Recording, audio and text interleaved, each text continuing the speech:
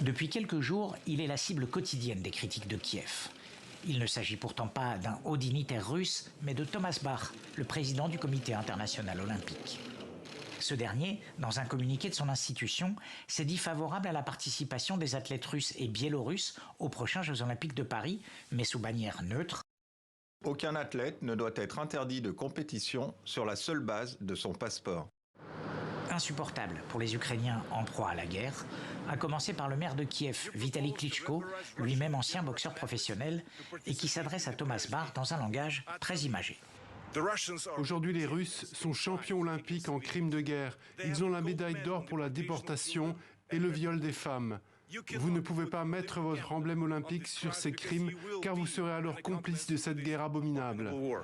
Même le conseiller du président Zelensky s'est fendu d'un tweet accusateur à l'encontre du patron du CIO. Le CIO est un promoteur de la guerre, du meurtre et de la destruction.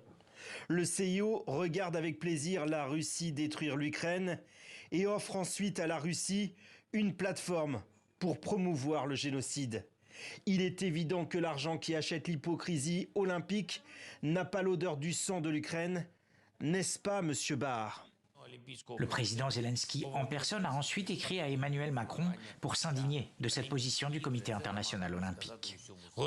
Alors que se préparent les Jeux olympiques de Paris, nous devons être certains que la Russie ne pourra pas s'en servir comme d'une tribune pour promouvoir l'agression et le chauvinisme d'État. Dans la première moitié du XXe siècle, trop d'erreurs ont été commises en Europe et ont conduit à de véritables tragédies. Depuis le déclenchement de la guerre par Moscou il y a un an, les athlètes russes et biélorusses étaient déjà exclus de la plupart des compétitions sportives internationales.